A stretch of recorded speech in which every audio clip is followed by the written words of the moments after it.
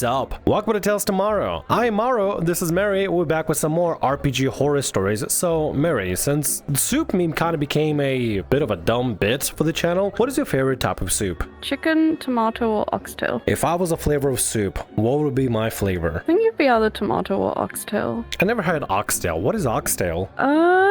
It's like I don't know. I don't know how to explain it. I think it's like a meaty soup. Can I have a Mary tail soup? Don't taste my tail. I'll have to taste your tail. I'm gonna go down and taste Mary's tail. You go ahead and start off with RPG horror stories. Dumb or dangerous? So this happened at my last session and I'm still fuming about and I'm wondering if I'm overreacting. I was added to a campaign to help new players actually play the game. A small party of 3 rangers and a druid, the main issue in the story, were traveling to a mine and came across a disguised hag. We filled out nature checks and the druid, falling for a fake drowning, goes to rescue her.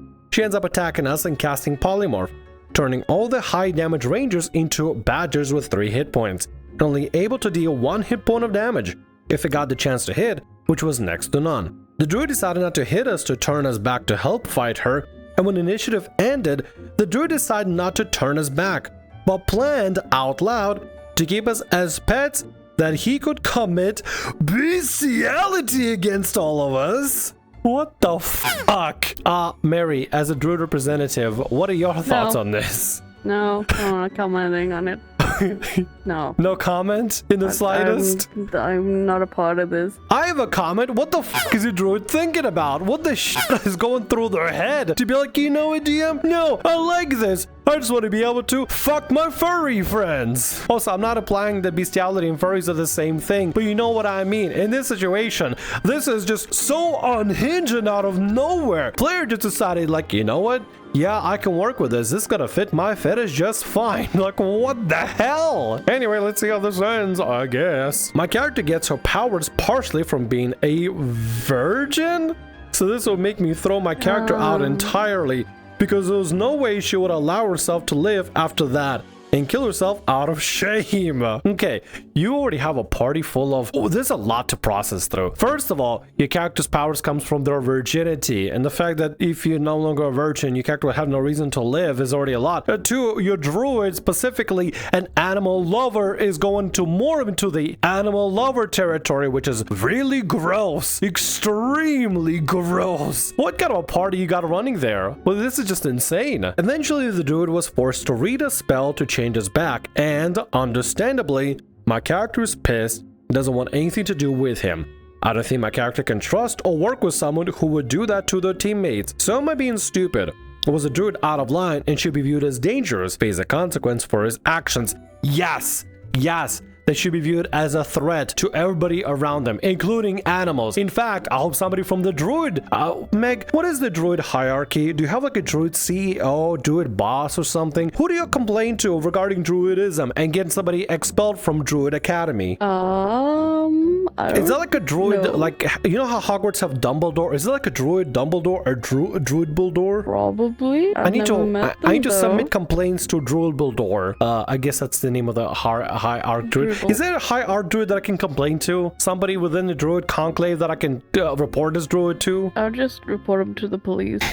Sounds like a good idea, honestly, because this is very concerning. You know, here's the thing, like, I don't know how serious this player is. Either they're like, oh, you know, this is a way for me to discover my fetishes, or maybe just a way to be like, okay, I can just say dumb and silly because this is a fictional game. I don't know. It's not described specifically if this is player just doing things just because for the sake of, or if this is some sort of like a hidden moment where they can like discover the fetishes and do crazy weird shit over in the D&D game and stuff. I just cannot tell. I cannot gauge with this player in the slightest. However, I do think it's a good idea to avoid this player altogether if their stuff and their specific activities and proclivities make you uncomfortable. Are you stretching? Are you taking beer? Yeah, I'll probably want to drink with that too, honestly. Genuinely. I just wanted to hold something. I just want to hold something. You can hold my hands, Mary.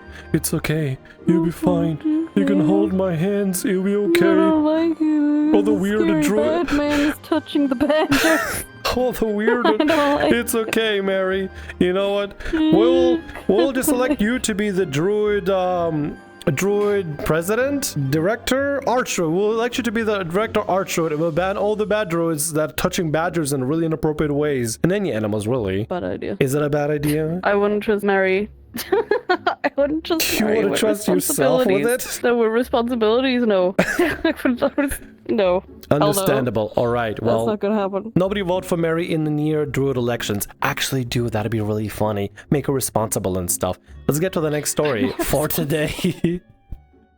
Player insists on assault and racism being included in his backstory. Leaves after I tell him no because I'm stifling his creativity. Now, I gotta be honest. This is a title that made me think this is gonna be one of my guilty pleasures, or reading some unhinged, crazy, lunatic stuff just for the sake of shock value. Honestly, I love unhinged RPG horror stories that go ballistic. So this one's a little bit of my own choosing because the title is just so insane. It just sounds nuts. So anyway, let's go ahead and read the story for today. When I was first getting into being a DM during my first campaign, a player of mine who seemed okay up to that point came up to me with a backstory for their backup character who was a paladin. The backstory started off by insinuating that the character's mother was assaulted by giants before giving birth to the paladin. The rest of it was about how the paladin was horribly abused by their hometown and was always reminded that they were a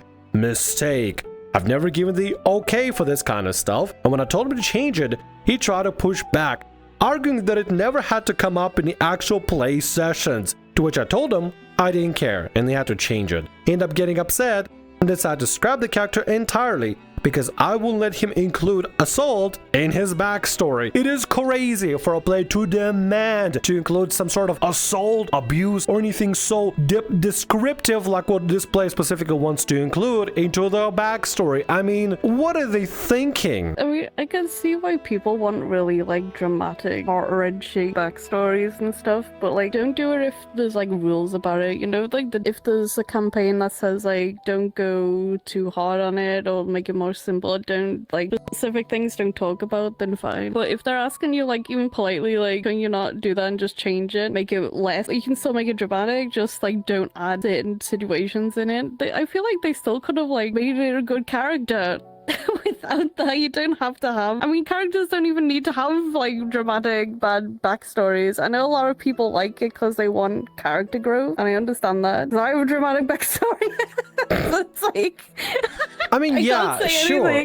Drama is drama, and at the end of the day, having a dramatic or traumatic backstory makes the character feel more fulfilling, because for some players, it's their ability to explore their own inner traumas and stuff, you know, be able to express that sort of thing in campaign, in game. For others, it's just to be able to play a more deeply flawed character that has flaws, and they can have the character grow from there. However, there are some players out there that are like, it's like they're trying to out-trauma each other in backstories. You know where I met that? You know where I discovered that? When I was doing the VR chat roleplays. Remember the one where I was playing as the Wood Elf Rin? Everybody out there was trying to out-trauma one another. It was just every session, instead of like playing in character, it was trauma dump after trauma dump. Oh, my character went through this much. Oh, my character went through this much. But at some point, it started feeling like it's a big competition of who can out-trauma the other person, and it was exhausting. Absolutely exhausting. I feel like this is the kind of player that wants to include stuff in this specificality because they want to be the most traumatic player out there in the campaign or in the game or just in general to out-trauma everybody else. They even mentioned specifically that like this stuff is not going to come up in the campaign. If it's never going to come up in the campaign in the first place, why even include it as part of your character if this is not a deal breaker for you in the first place? Your DM clearly outlined that they're not okay with it. They're never okay with it, and specifically told you that they're not okay with you having as part of the backstory. You could still have a traumatic character without including these specific detailed depictions, because guess what? Sometimes DMs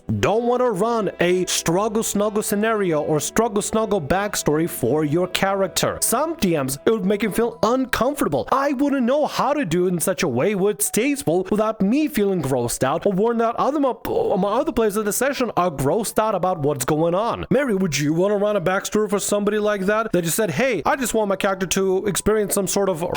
I'll have to censor it, of course, because I can't post it on YouTube, but yeah. Would you be comfortable with that? I was just gonna say, can we snuggle without the struggle?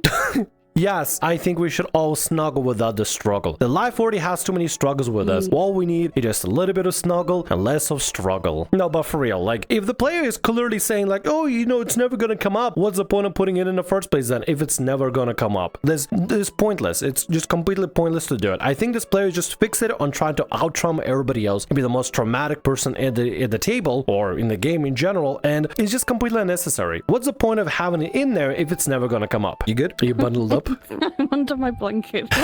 You bundled up. See you doing this and stuff and bundled up like that. Looks so cute. Oh, just put her above me because I'm cold. I was still pretty new to DMing and I thought he might be a problem. But I was nervous and was worried about unjustly booting someone from the table, so I didn't. No, you trust your gut feelings. Sometimes this gut feeling over here was very just and very accurate. And if somebody makes you feel uncomfortable at the table with a new DM or experienced DM, sometimes it's best to trust your gut. There is such thing as prematurely kicking somebody out, but at the end of the day, you can always invite them back if, let's say, for example, you made a mistake as a DM. This, however, is one of the situations where if somebody makes you feel uncomfortable, you should have full right, full ability to remove them from your game. You are the adjudicator of your games. You decide what goes and what doesn't go. Over the next few months, we would get into smaller arguments over Discord, usually because he would ask for an overpowered magic item and I would tell him he couldn't have it, or because he had used ChatGPT to write his characters. Started to notice him giving me death glares when I would tell him he couldn't do something, usually kill an NPC that the rest of the party wanted alive. Okay, so aside from having the trauma now they want magic items just to be able to just be given just because, using AI to write characters and stuff, which in itself can be a little bit questionable. But also giving you death. Wait, are they actually in person giving you death glares whenever you decide like, no, well, you can't just kill an NPC. Everybody else wants to be able to interact with them and stuff and go from there. Just because you tell them no, you're getting death glares? Really? As a DM, you have the full ability to say no to a player's decision, especially if it's going against the enjoyment of the rest of the people at the table. I think in this situation, the DM is doing something correct. They're telling the problem player no, but instead of the problem player listening to your explanation and stuff, imagine giving somebody death glares as soon as like you tell them no. I just can't imagine that. I literally can't imagine. Are you playing with like a petulant child or something? It all started to come to a head when I was closing my campaign and decided to start a new one. I was already pretty close to kicking them. I was just mostly building up the courage to do so. I told him we weren't playing evil characters and that I wanted the heroes of this campaign to be more heroic. He told me that he didn't like that because he didn't like writing black and white characters and that he wanted new ones. I told him he was confusing new ones with morally gray.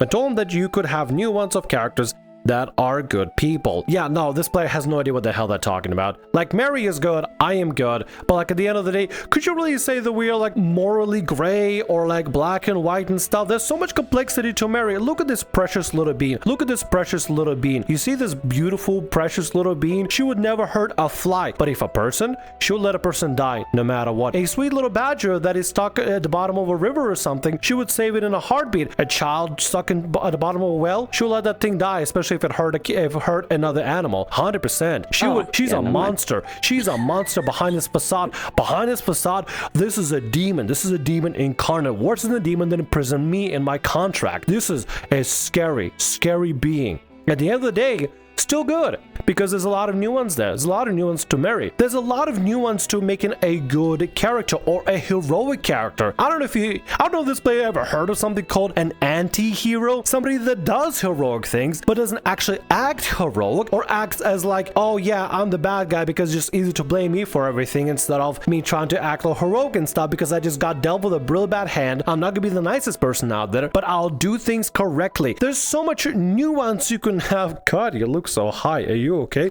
There's so much nuance you can have to I'm sorry, you're just completely breaking my character with that face.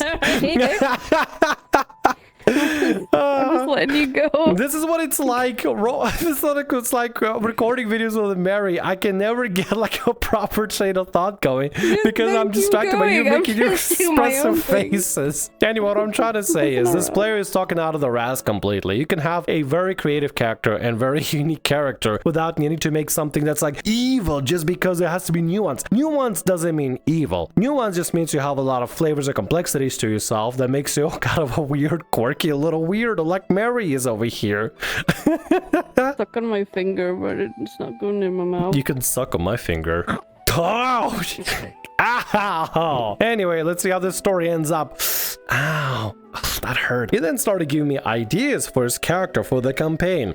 I was extremely skeptical of him and didn't trust him to handle sensitive topics correctly. He suggested he play a necessary evil character, to which I asked him if he meant the type of necessary evil that's willing to do some unsavory things to complete his goal if there's no other way, or the type of necessary evil that will burn down an orphanage simply because it's the quickest and easiest way to kill the bad guy inside. He had caught onto the fact that I didn't trust him with these types of characters, said that he wasn't going to join the next campaign because I was stifling his creativity. We agreed that he shouldn't be the next campaign, and we wished each other good luck and went on our merry way. Hey, a merry mention, merry reference. I told the rest of the party what would happen. When I learned about the assault backstory, they agreed that it was good that he left. It was honestly such a relief on my shoulders. I was mainly worried about what the rest of the party would felt if I kicked him. If I didn't know about what was happening over Discord, and them showing support for me was really uplifting. In hindsight, I probably could have handled it better, but I think everything turned out okay in the end. At the end of the day, DM, you kicked out a problem player, or they left and decided not to play in your game. This guy's the same problem of players who want to be like, oh, I want to be chaotic good. I'm technically good, but I can do absolutely horrible things and stuff. This guy's just trying to use the whole necessary evil argument in order to be like, oh, I can do evil things and it's okay because I'm necessary evil. I can do evil things and it's okay because it's on purpose. It has a story and nuance. There's no nuance to this whatsoever. The guy just wants to have an excuse to play an evil bastard and just be able to do whatever he wants to. From the backstory requirements of needing to have assault and not willing to budge on it, if you need to have assault and be the evil person in the party, and if a DM says no, that is stifling your creativity, I feel like your creativity is extremely shallow. You should probably consider about getting more creative, or at least thinking a little bit outside of your shallow little box called your brain. Damn, that goes hard. Damn, I'm hard. I'm hard. Damn, I'm hard. Don't look down there. You're right. I mean, I'm glad they left. Like, I don't know. Like, you've done all the points anyway, but yeah, they're just gonna end up causing more trouble. By the looks of it, they're just gonna cause more like arguments, like just keep giving struggles to the DM and stuff, which is gonna make them like stress about every like session they're gonna plan out, everyone that he would be there, because he'd worry too much about like what would happen in interactions and stuff. So I'm just glad they moved on. Maybe there's a better campaign out for that guy who can be as dramatic as possible for his character that he wants, like with his dramatic backstory, and play as evil as he wants to. Like maybe this place just wasn't the right place for him, so he'll find it, and now at least they have the DM has like a group that actually fine with what they got, you know. I don't know. No, I fully agree with you. Honestly, like I feel like this player and this DM, they just don't mesh well whatsoever in the slightest. You're totally right. Yeah. They'll find their own groups. The DM will find somebody that they enjoy playing with, and this player will maybe eventually find somebody that can stomach him and let him play that necessary evil archetype. But it's clearly not with this DM, and it's not gonna be in this game in particular. Honestly, it's one thing to ask a DM, hey, can I play this specific character? But to demand these things to happen and then have the audacity to give this stink eye to your DM, it's like, dude, I don't care about your pink eye. Like, you're not getting your +1, +10, +200 sword, and I'm not letting you have your assault story. Oh, Mary's gone apparently, guys. Sorry. Mary's on a timer. Mary's on cooldown, so we gotta end the video now. Thank you for watching the video. Bye. No, keep going. You disappeared. I was gonna come back up.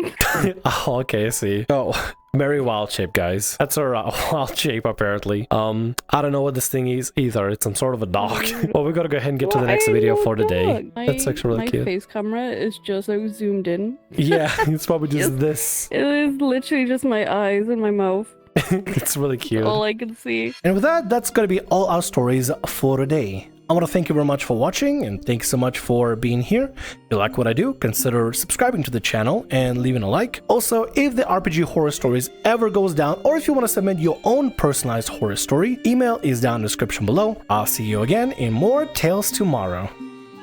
Bye-bye.